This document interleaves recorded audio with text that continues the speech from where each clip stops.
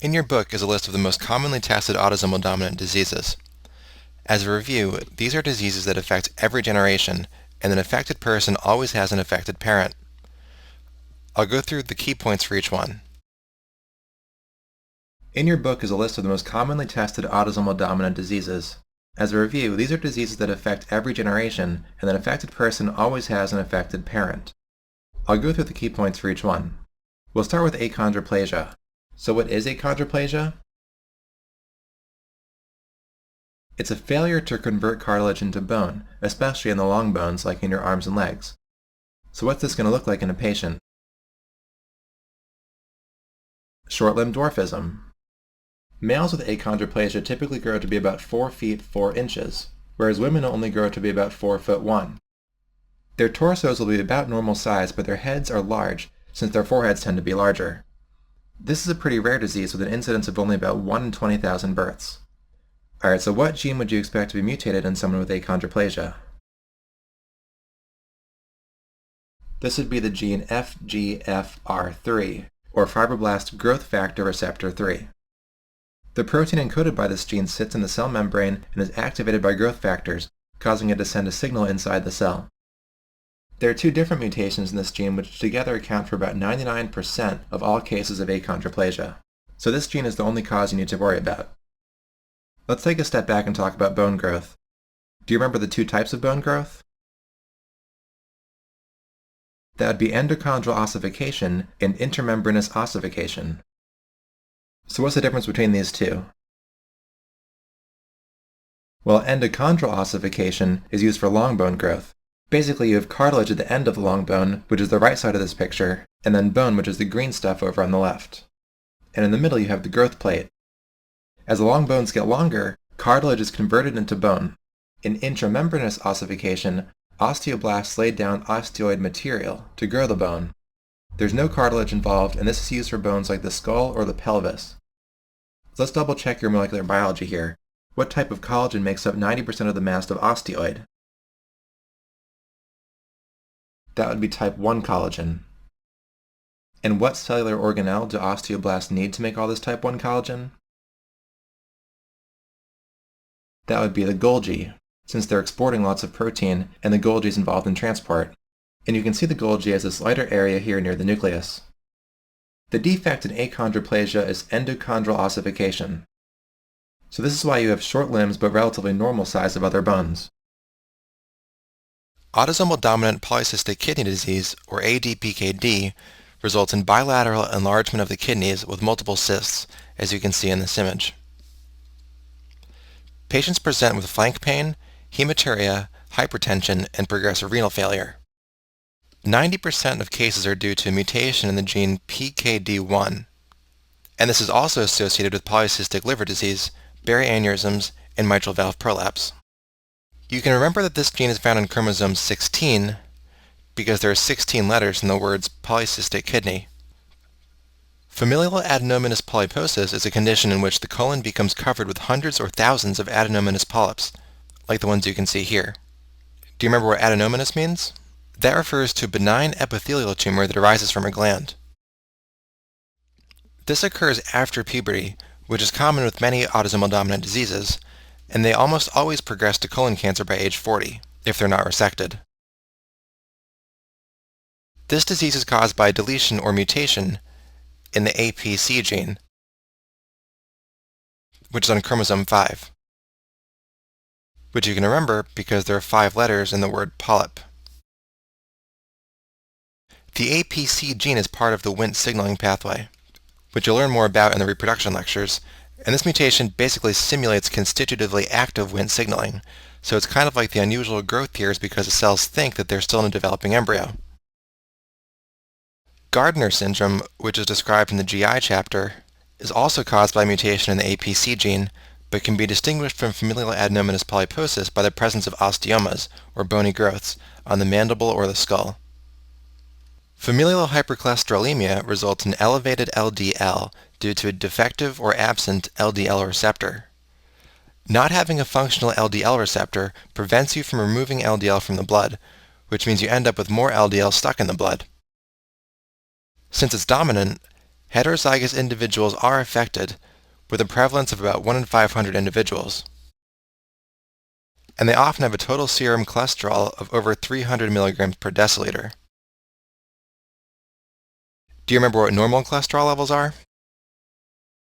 That would be between 140 and 250 milligrams per deciliter, although anything over 200 is considered borderline high.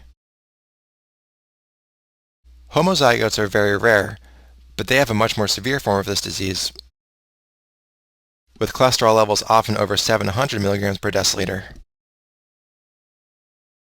This can cause severe atherosclerosis even at early ages, which can result in myocardial infarctions before the age of 20. Patients may also present with tendon xanthomas, which are deposits of lipids, which you can see on this image on the hand, although most commonly they're in the Achilles tendon. Hereditary hemorrhagic telangiectasia is an inherited disorder of blood vessels which results in telangiectasias, which are dilated blood vessels near the surface of the skin. You can see a few in this image on the tongue. They can also cause recurrent epistaxis or nosebleeds, skin discolorations, and arteriovenous malformations or AVMs. Do you remember what AVMs are? They're abnormal connections between veins and arteries that allow blood to bypass capillaries and go directly from the artery to the vein, and they most commonly occur in the central nervous system. Hereditary spherocytosis results in sphere-shaped erythrocytes due to a defect in either spectrin or ankyrin. These are both proteins that maintain the structure and integrity of the plasma membrane. If they're mutated, this prevents the normal biconcave shape of red blood cells from forming, and therefore rather than seeing the normal central pallor in a red blood cell like you can see on this one, the cells appear uniform, like this one. These abnormally shaped red blood cells are destroyed in the spleen, resulting in hemolytic anemia. And it's diagnosed by looking for an increase in MCHC on lab tests, which is an indication of the concentration of hemoglobin in a given volume of erythrocytes. A splenectomy is curative because then the spherocytes won't be destroyed and won't cause problems. Huntington disease is a trinucleotide repeat disease caused by a CAG repeat on chromosome 4. You can remember this with the mnemonic hunting for food. This disease only affects patients once they reach a certain age, usually between 20 and 50. And in successive generations, it can have an earlier age of onset and more extreme symptoms. Do you remember what that's called? Right, anticipation. The major findings of Huntington disease include depression, progressive dementia, choreiform movements, and caudate atrophy, and also decreased GABA and acetylcholine in the brain. You can remember the caudate, acetylcholine, and GABA effects since they start with the letter CAG, which is the trinucleotide repeat that causes the disease. The caudate atrophy can be seen in this image as the lack of gray matter around the ventricles. As you can see, there's white matter right up against the ventricles all the way around. The choreiform movements are the most notorious, and they are unintentional, non-repetitive, rapid, jerky movements. In other words, the patient is unable to maintain a sustained posture. Lee-Fermeni syndrome takes us back to the beginning of this section when I talked about loss of heterozygosity. Remember what that means? It's when one copy of a gene is mutated so you have a heterozygous state in all cells, and then if the other copy also gets mutated, you have a loss of heterozygosity in that particular cell, which can potentially manifest as a disease. Since this only affects a single cell, if this is a mutation that impairs the cell's ability to function, the cell might just die. But it's just one cell, so no big deal. But if this is the type of mutation that causes the cell to become neoplastic, then we have a problem, because then we end up with a lot of mutant neoplastic cells. This is what's going on in Lee-Fermeni syndrome.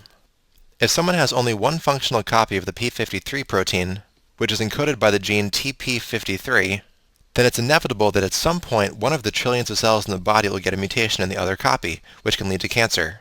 In fact, these patients will often develop several cancers during their lifetime, making this a very serious disease. We think of these types of diseases as autosomal dominant, because even having a single mutant copy will result in the syndrome, since the other copy will inevitably become mutated at some point. Marfan syndrome is a connective tissue disorder that mostly affects the skeleton, heart, and eyes, and results from a defect in the fibrillin gene. Findings include tall stature with long extremities and arachnodactyly, which means long tapering fingers and toes. Also, you'll see pectus excavatum, which is a concave chest like you can see here, and hyperextensive joints. These patients are also more likely to get systole-medial necrosis of the aorta, which you can see here, and which can result in aortic incompetence, a floppy mitral valve, and aortic dissection, which is bleeding into the wall of the aorta. They can also have subluxation, which means dislocation of the lens of the eye. Patients with Marfan's are also susceptible to Berry aneurysms. Can you think of a common location of Berry aneurysms? One of the most common is the circle of Willis. The multiple endocrine neoplasias include type 1, 2A, and 2B. The effects of these will be covered in more depth in the endocrine chapter, but for now, just know that they are genetic diseases that cause tumors of the endocrine glands, such as the pancreas, parathyroid, pituitary, thyroid, and adrenal medulla. Types 2A and 2B are caused by mutations in the RET gene. And mutations in this gene can also cause Hirschsprung disease. Type 1 is caused by mutation in the gene MEN1, which is a tumor suppressor gene. Now, if you think about it, this might seem weird that having a defect in a single copy of a gene causes a disease, since the other copy is still active. And remember, this is considered an autosomal dominant disease. Usually, if one copy of a gene is defective, the other one can still do its job just fine, and you have no disease. But remember, sometimes a spontaneous mutation can occur in an adult and shut down the other copy. With most genes, this is not a big deal because only that one single cell is affected. But if it's a tumor suppressor gene, it will only affect that one cell at first, but since it makes the cell neoplastic, you'll quickly end up with a lot of affected cells that all derive from the original one. Neurofibromatosis type 1, which is also called von Recklinghausen's disease, is a neurocutaneous disorder caused by a defect in the long arm of chromosome 17. Conveniently, there are 17 letters in the words von Recklinghausen, which you can use to remember this. Findings in this disease include cafe au lait spots, like this one, and neurocutaneous fibromas, like these. There are also neural tumors, such as optic gliomas, scoliosis, and Lisch nodules, which are pigmented iris hematobas, which you can see these brown spots here. Patients with NF1 are also more likely to get Wilm tumor, which are kidney tumors that typically occur in children. Neurofibromatosis type 2 is due to a defect in the NF2 gene, which is on chromosome 22. Again, this is convenient for memory since 22 is just two 2's. One of the most common and important findings in these patients is hearing loss, which is caused by bilateral acoustic schwannomas. Acoustic schwannomas are tumors of the myelin surrounding the 8th cranial nerve, which is required for hearing, as you can see in this image. These patients also get cataracts at a very young age. Tuberous sclerosis is a neurocutaneous disorder with incomplete penetrance and variable presentation. Do you remember what those mean? Incomplete penetrance is when not everyone with the mutant allele will have the disease, and variable expressivity is when people with the same mutant allele might have different disease traits. Tuberous sclerosis is pretty rare, occurring in only about 1 in 10,000 people. Just like multiple endocrine neoplasia, this is caused by a defect in a tumor suppressor gene, which in this case is the gene TSC2. This is why you have a variable presentation and incomplete penetrance, because if the healthy copy never gets mutated, then you'll never have any symptoms, and if it does get mutated, then the symptoms will depend on which cell type the second hit was in. Some symptoms you might see are tumors like adenomas, hamartomas, angiomyolipomas, rhabdomyomas, and astrocytomas, which in turn can cause other symptoms. So for example, an astrocytoma might cause seizures. In this picture here, we can see hypodense spots in the kidneys. And what type of tissue is hypodense? Adipose. So these are renal angiomyolipomas, which are benign tumors made of smooth muscle, blood vessels, and adipocytes. I know tuberous sclerosis might seem like a hard one to wrap your head around, but these renal angiomyolipomas are a good characteristic to remember, since you pretty much only see these with tuberous sclerosis. And if you have tuberous sclerosis, you almost always have them. The last autosomal dominant disease I'll cover is von Hippel-Lindau disease. This is also a neurocutaneous disorder, and is usually caused by a deletion of the VHL tumor suppressor gene in chromosome 3, which you can remember since there are 3 words in von Hippel-Lindau. Now, I talked about ubiquitin in another section, but to refresh your memory, ubiquitin is added to a protein that needs to be degraded. Like in this case, it might be Huntington. The protein's aggregation causes Huntington disease. And ubiquitin targets it to the proteasome to be degraded. VHL normally works as part of the ubiquitin ligase machinery, so it helps to add ubiquitin to proteins to target them for degradation. When VHL is deleted or mutated, its target remains functional. Now, the most important target in this disease is HIF, or hypoxia-inducible factor. As its name suggests, HIF is induced by hypoxia. Now, what do you think a tissue might do as a response to hypoxia? Well, it makes new blood vessels to supply oxygen, which is called angiogenesis. If this happens in an uncontrolled manner, which is what's going on in von Hippel-Lindau disease since HIF can't be degraded, this leads to benign tumors of blood vessels called hemangioblastomas, which most commonly are found in the retina, cerebellum, and medulla. They can also cause bilateral renal cell carcinomas and some other tumors. In this image, you can see a cerebellar hemangioblastoma right here. Okay, let's do another flash quiz. I know we already did a few family trees, but more practice is always good. So what is the mode of inheritance of this trait? Remember, orange is someone who has the trait, and females are circles and males are squares. This one is mitochondrial, and the way we know this is again process of elimination. It's not autosomal recessive because it's in all 3 generations, and it's not X-linked recessive because it's mostly in males. It also can't be X-linked dominant because then the affected male would give it to all of his daughters, and he doesn't, which we can see here. Now, technically, this could be either autosomal dominant or mitochondrial, but how can you tell if a trait is mitochondrial? It's because an affected woman gives it to all of her offspring, and men don't pass it to anybody. And that's exactly what we see here, where this woman gives it to all of her children, and so does this one, but nobody else gets it from anybody else. Therefore, this one's mitochondrial inheritance.